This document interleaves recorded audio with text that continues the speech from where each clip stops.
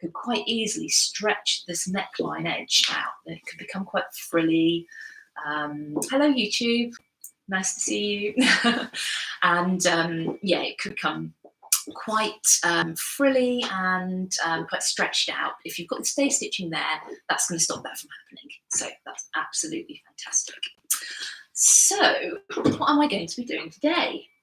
I am going to be finishing off the shift dress. So we're going to start off with the facings, so finishing the neckline of the dress. So the way that the dress is constructed is you basically join the front and the backs at the shoulders, and then you insert the frill sleeve. The frill sleeve goes into the darts, and you can then attach the facing to kind of bag everything out and keep it looking really, really nice and neat. So that's what we're going to do. So I'm going to take my dress as it is, and I've got my frill going into my dart, and I'm just going to open out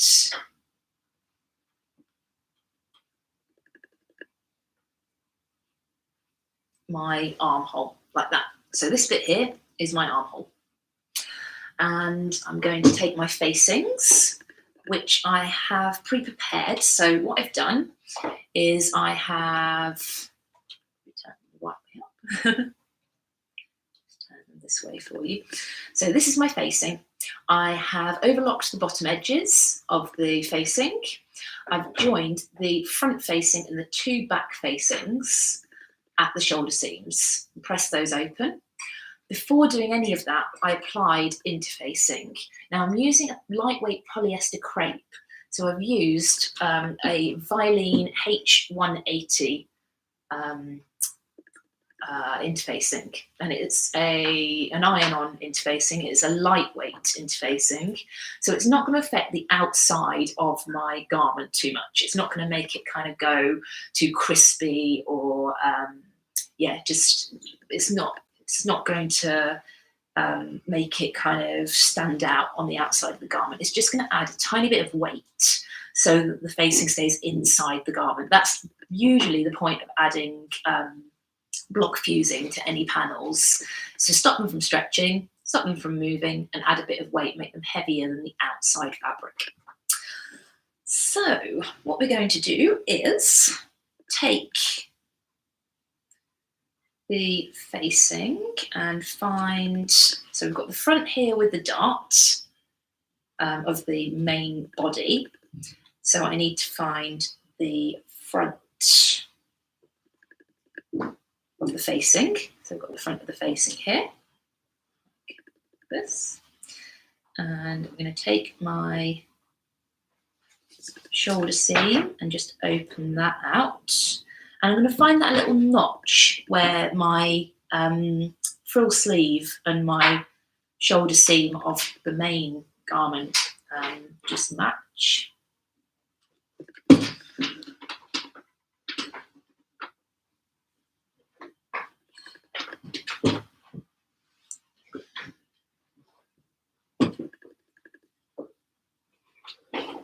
So glad that you're all joining me on Instagram. It's great to see your comments, and on YouTube as well. We're streaming live as well, so that's fantastic. I've got a few of you joining me on there. That's great. I'm just going to ask my beautiful assistant if she wouldn't mind plugging me into some power for my phone, please. These devices are constantly requiring of our attention and power, aren't they? Yes. It might be worth grabbing the lead for the computer as well, whilst we're covering everything.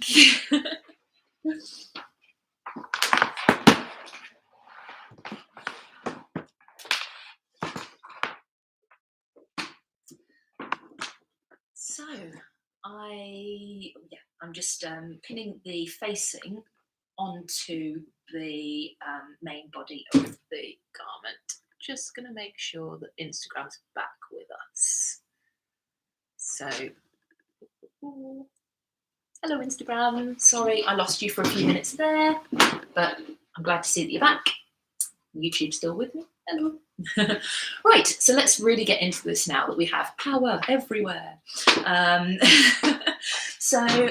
what I'm doing is pinning the facing onto the right side, so right sides together, facing to the right side of the garment. And just going to take that facing all the way down and just pin that on. Using lots and lots of nice, sharp, very fine pins on this fabric. It really does need a fine, sharp pin, otherwise it's going to snag. Because we are kind of sandwiching the frill sleeve in between the outer garment and the facing, again, loads and loads of pins is really going to help you stay in control of your fabric at this point.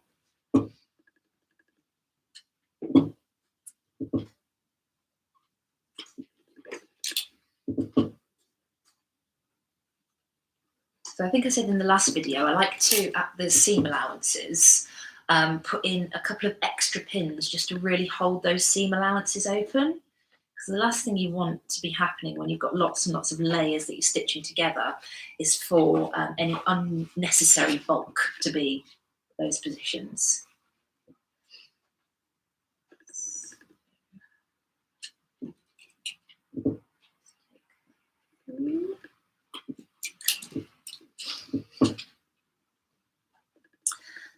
So I hope you have all had a bit of a chance to do some sewing over the weekend. I know for a lot of people that is kind of the time that you get to spend with your sewing machine. I've done a little bit, yeah, did a little bit of prep for the class for the Sewalong today. And we've also been filming our overlocking class. So I've been doing lots of precision overlocking ready for the videos for that as well. So lots of like experimental overlocking, which is very exciting. Working out best angles to show you guys how best to achieve precision overlocking techniques. I'm really looking forward to sharing those with the class attendees. The course starts this Friday, so those who have booked on will be really enjoying the recorded content from then, and then the lives next week as well. So it's exciting, very, very exciting.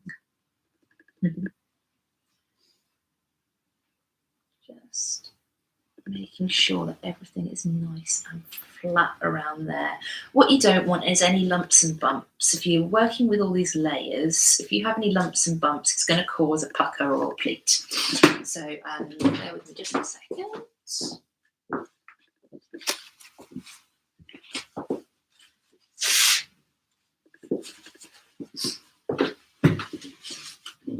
Okay. So pinned all the way around, pinned facing on.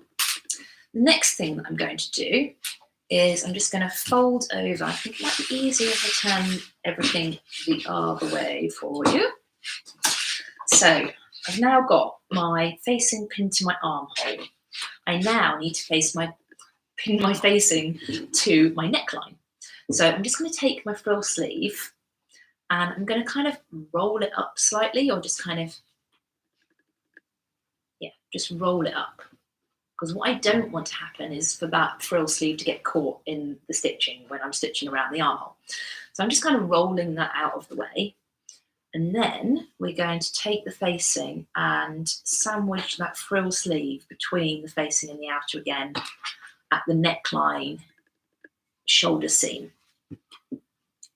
So again, with this, you are working with lots and lots of layers, so you need to be constantly kind of feeling your way through this to make sure that you've not caught any unnecessary layers.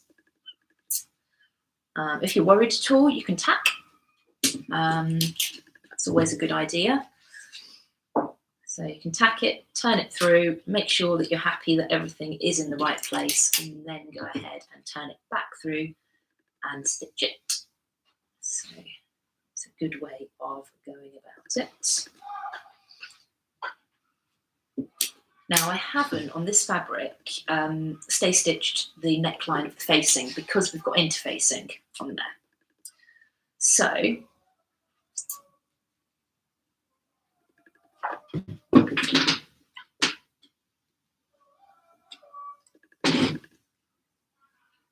sorry, it keeps cutting out for some reason. Not entirely sure why, but hopefully you'll be able to rejoin me.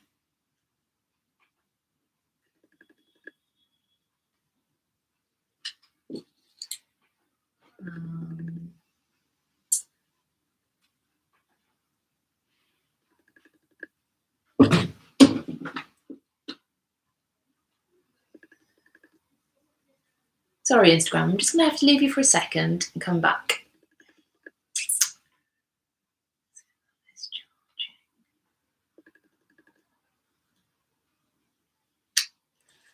All these wonderful technical issues that always catch us out. Let's have a look. Change that. Anything I can do? No, I think it's just that my low power mode was going on, so it kept switching off. So hopefully Instagram, you're back with me. Hello. Still live, and we're still live on YouTube. Fantastic. Fortunately, through all these recent processes of connecting with you guys on various different means, we are starting to compile a really good troubleshooting kind of mental guide. We should probably write it down at some point, shouldn't we? Because it's like if something goes a bit technically wrong, we're like, right, okay, we'll try this, and then if that doesn't work, we'll try that. So we always do manage to get back to you, which is wonderful because we don't want to lose any of you. So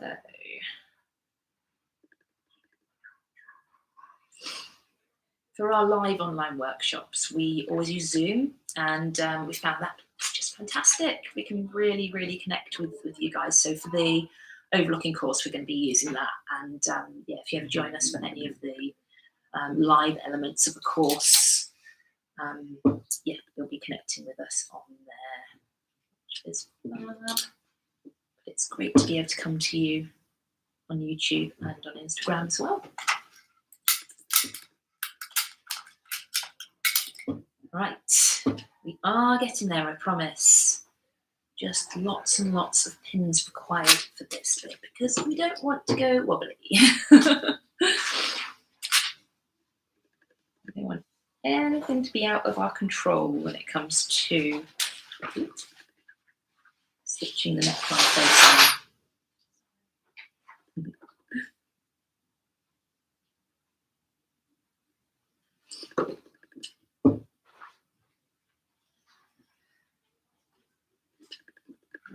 I think probably that is enough pins for now.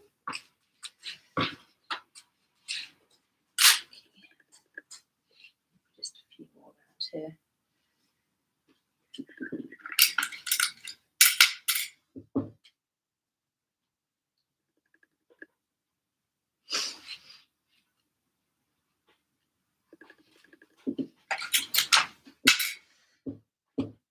So I'd love to know what kind of things you guys have been making.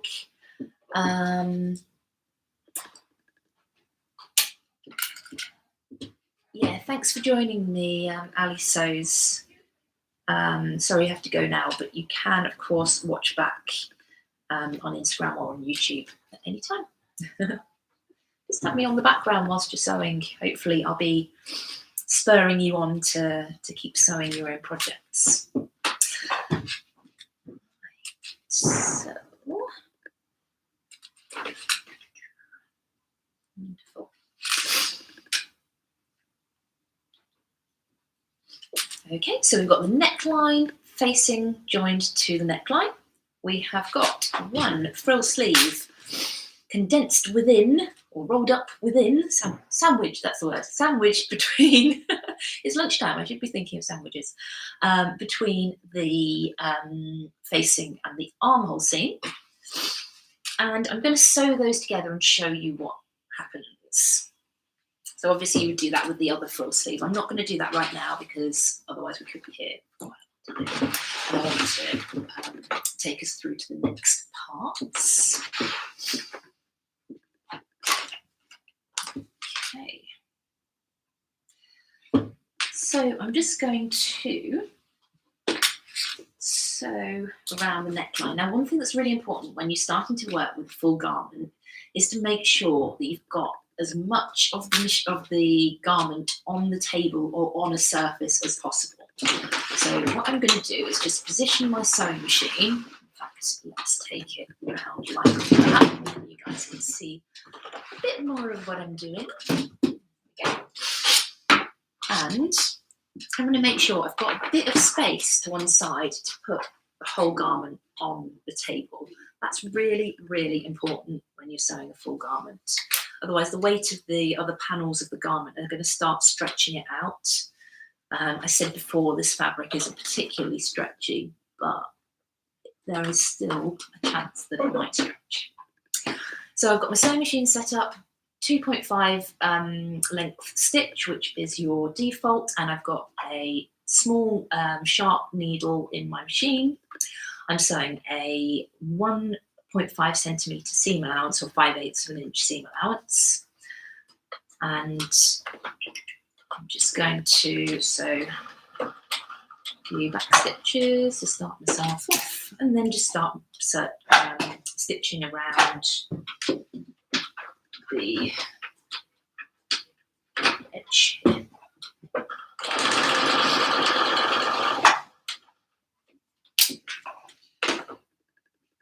My magnetic pin cushion to throw my things out. I love these so much. I think I was saying last week that they're an absolute godsend if you've got pets or kids. That was one of my biggest worries when I was when my daughter was really young and first starting to crawl, was her picking up pins and things. This is going to be hard to manage. And actually now, I think partly because of my paranoia, she now, if she finds a pin, she brings it to me, which is really sweet, and says, this is yours, Mummy. So yeah, it's good to have another set of eyes keeping watch on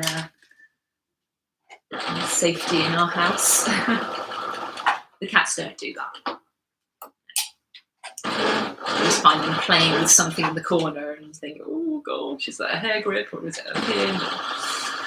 To wrestle it off them, because everything's a toy, of course.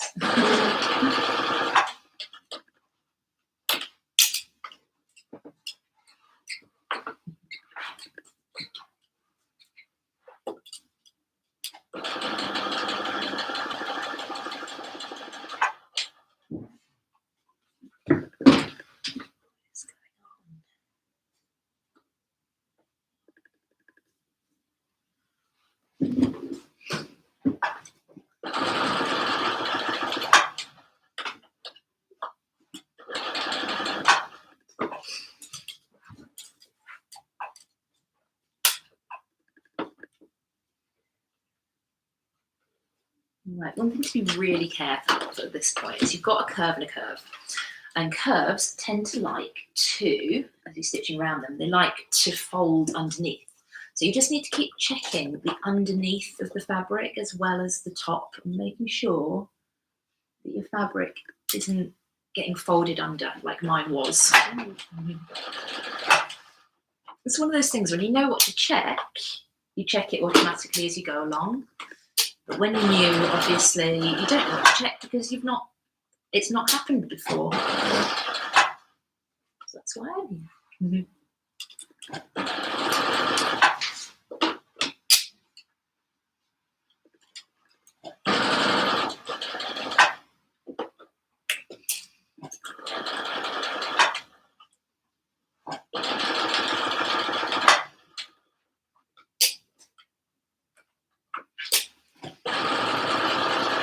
Okay, so for anybody just joining us, we're making the Everyday Amazing Shift Dress by My Handmade Wardrobe Patterns. And it's a really great versatile pattern. It's got options for a top, a dress. You can have a short frill sleeve, you can put long sleeves in, you can make it up sleeveless. If you're a beginner, it's ideal to make as just a simple shell top, just as your first make, really. So yeah, it's one that you can really grow into. You can basically make it up as the most simplistic version. Make sure that you're happy with the fit and some of the techniques that you use. It's great to practice, basic dressmaking techniques, and then you can start to add to it as your confidence grows and as you start to get inspired, really. Because you will find the more you make, the more you'll want to make. You'll see things in shops and you'll think, I like that, but and that's where most of my design ideas come from, to be honest. I basically see things in shops and think, I like it, but wouldn't it be nice in a different fabric? Wouldn't it be nice with a different style of sleeve? That sleeve isn't quite long enough, or is a bit tight. That neckline is a bit low for me. I don't like the fact that it doesn't have a front opening. That was particularly great when I was feeding my daughter, because obviously, you can make up styles that you see that you think, oh, that's nice, but you need access. So put in button plackets and things like that. So yeah, that was fantastic. One thing that's worth me mentioning actually is that at Crafty Sew&So, we're doing a pattern drafting course next week, which we're really, really excited to have industry professional Kath McBean teaching. Now, she's taught at London College of Fashion, she's taught at St Martin's, she really knows her stuff.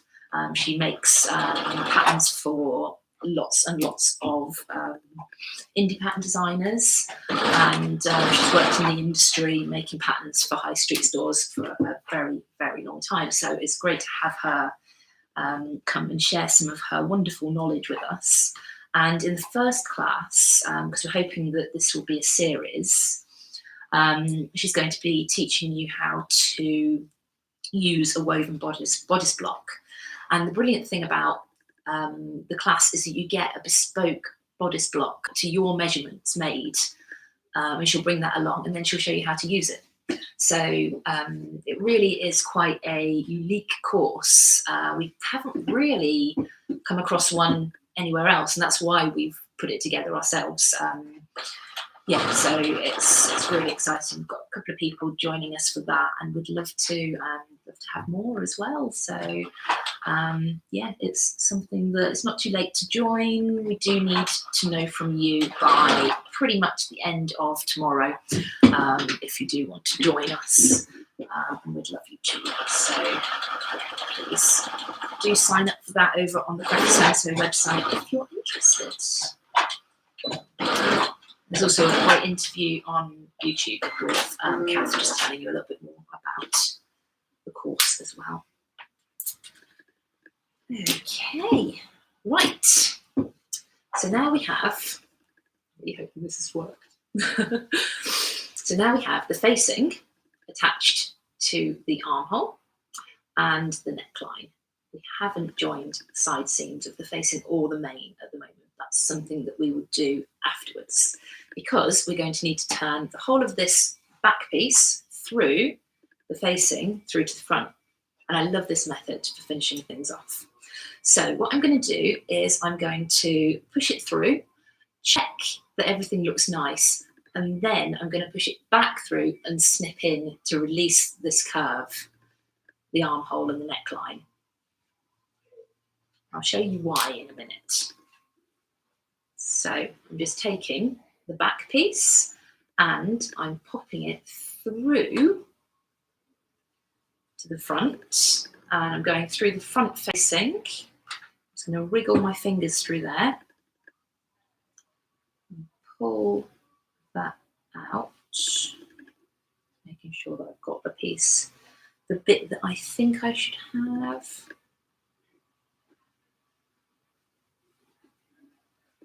This is one of the reasons why this dress works really well with lightweight fabrics. It does work with the heavier weight fabrics, but with lightweight fabrics, it just comes through really nicely, really easily.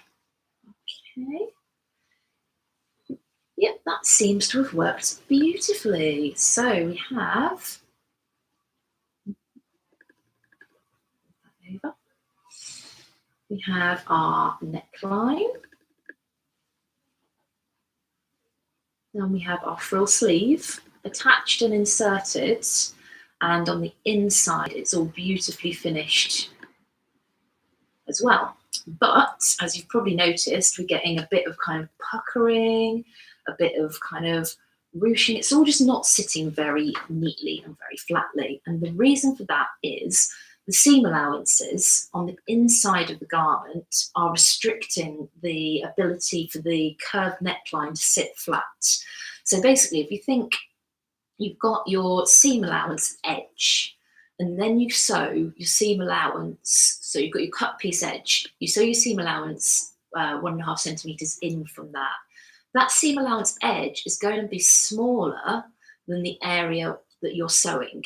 Not a lot, but a little bit, and enough to make your seam allowances not sit flat when they're turned in on themselves. So what we need to do now is reverse engineer. So basically we take the back panel and we go back through that facing, back through that shoulder seam, just pulling it through again.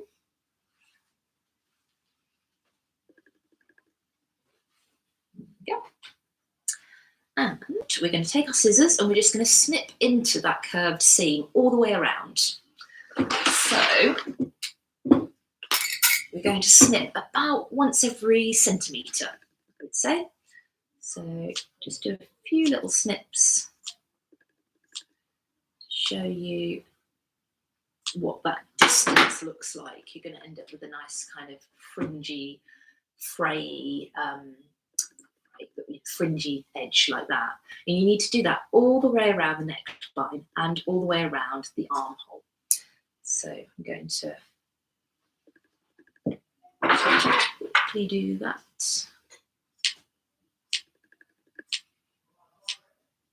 Now, when you do this, obviously be very, very careful. I'm doing it quickly because I've done it lots of times before, but be really, really careful that you're not cutting any of your fabric, just your seam allowances.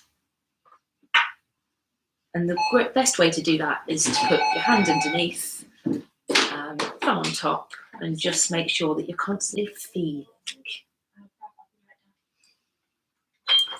Sounds like we've got a delivery. How exciting.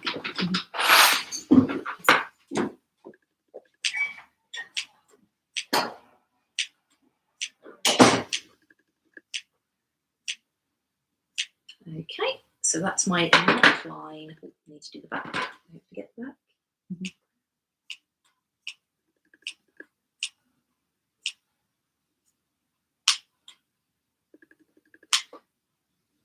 Now, another thing that you can do if you're working with a slightly heavier weight fabric is where these seams join, you can trim away a little square from the seam allowances there. I'm not going to do that on this because it is a lightweight fabric. But if you're working with a heavier weight fabric, like say a lightweight denim or even like a quilting cotton or something like that, linen, you would want to trim away a bit of the bulk. Okay. And then I'm just going to snip in all the way around the armhole.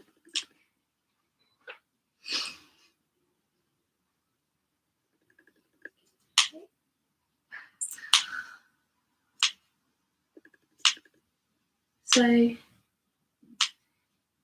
yeah, I hope you've all had a good day so far. Ours has been, as I said, quite busy with recording. Really, really enjoying recording the online overlocking course. It's just really, I'm really enjoying all the elements, the recording and the, I didn't catch it, that's good. The recording and the editing as well. I'm doing a lot of the editing. Turns out that I'm a massive geek when it comes to that kind of thing. So yeah, it's really good fun. But yeah, we're later on this afternoon, we're going to go and check out somewhere to possibly do an exhibition and pop-up shop. So yeah, we're part of the Makers Yard. We're part of the LCD Depot, which is a collective. It's kind of like a workspaces for graphic designers and sculptors, photographers, website designers, anything creative, basically, the creative industry, small businesses in the creative industries. And as part of that, we do get to find out about other opportunities that are maybe a bit more artistic. And yeah, really looking forward to going and seeing this workspace / exhibition space later on this afternoon, and going to find out a bit more about what's happening there. If nothing else, it'll be a great thing to go and see other people exhibiting at. So yeah, that's our afternoon plan. So now that I have trimmed, clipped into my curves of my neckline and my sleeve, I'm going to pull my back through that facing again. It's going back and doing what I did before. Through.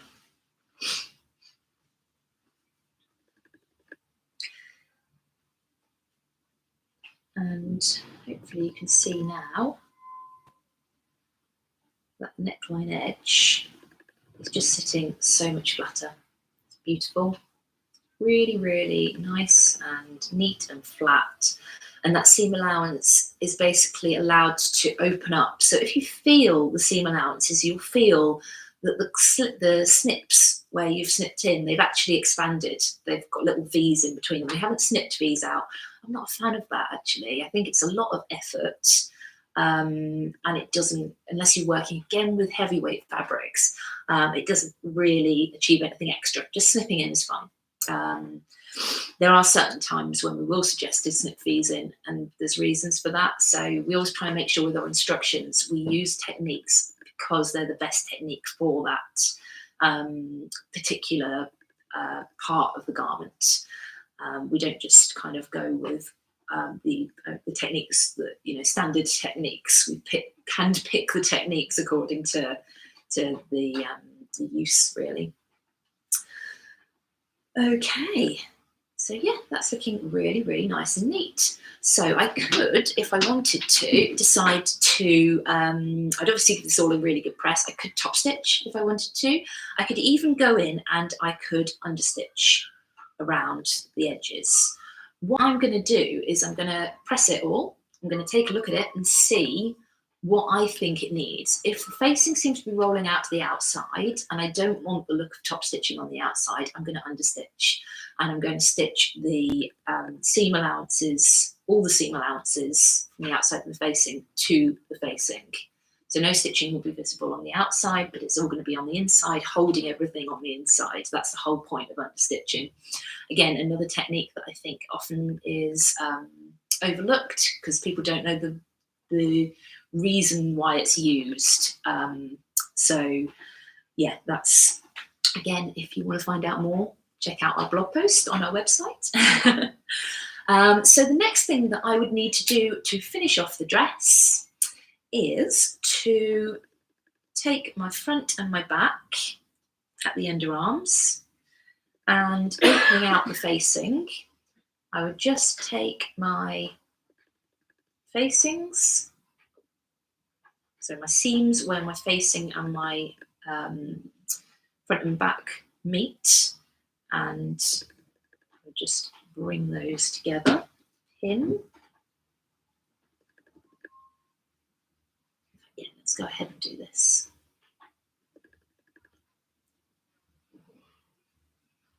Bring those together. And then pin all the way down the side seam, making sure that everything matches up. Now, when pinning a long seam like this, I always pin the underarms or any seams or any end points first. So I've pinned the underarm seam. I'm going to pin the hem, because that's a point that I definitely don't want to be staggered. I don't want to sew all the way down from the underarm and get to the end and realise that it's a bit kind of stepped. So then once I've got my end point and I've got my underarm point, I'm just going to give that a little shake and stretch, lay it down, and then I know that everything is all in the right place. Just allows those seams to kind of nestle together and sit in the right place.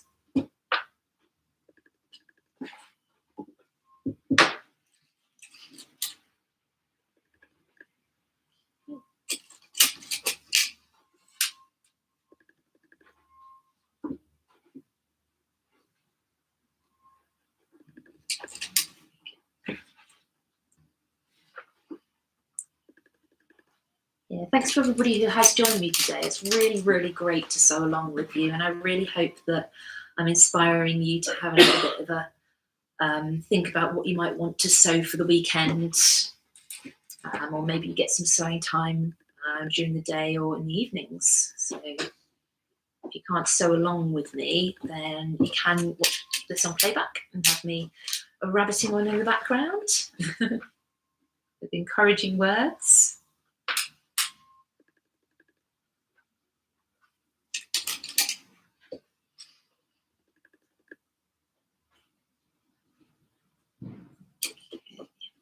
My pins in. I always recommend popping your pins in with the head sticking out. If you joined me last week, you'll realise that was a bit of a lifesaver when it came to doing the darts, because I realised that I'd actually done my darts on the wrong side. First night nerves, I guess, on the old recording. But because I put the pins in with the head sticking out, it was fine. I just flipped over the fabric and the pins weren't on the wrong side or anything. So that really helped. Saved me a bit of time and got me back on track. So the next thing we're going to do, now that I've pinned all along the side seam, all the way through to the facing, making sure that my seams at the armhole are matching, I'm going to stitch all the way along, and that will join our garment together.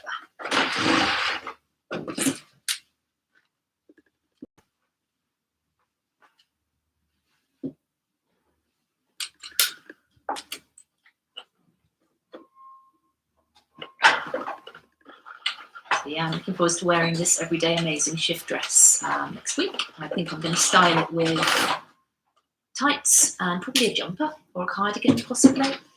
I think probably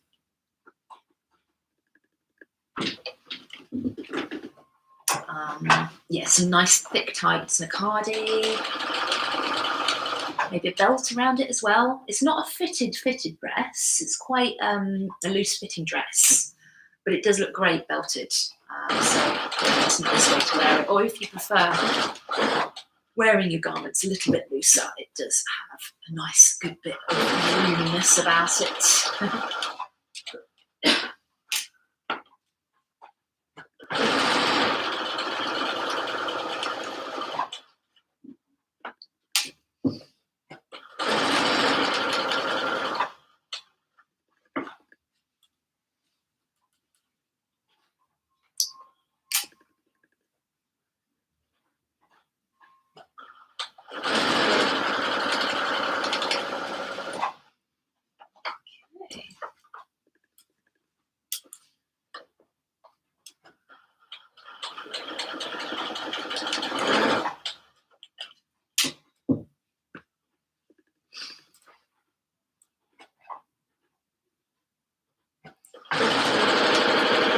Again, as you're sewing, just always check the back.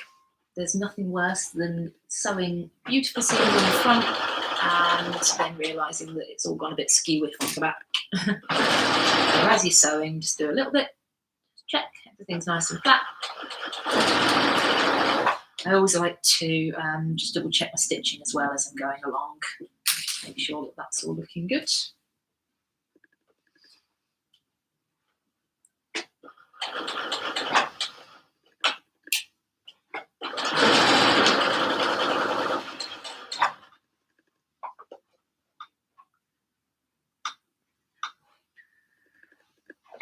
I'm just getting up to my underarm, so I'm going to make sure that I'm stitching exactly on that seam where the facing joins the front and back, and then just a little tiny pivot to get my seam allowances back on track, because I don't want my facing to be smaller. It needs to be the same size as the outer. A bit of back stitching at the ends there. Okay, nicely joined area on the underarm there.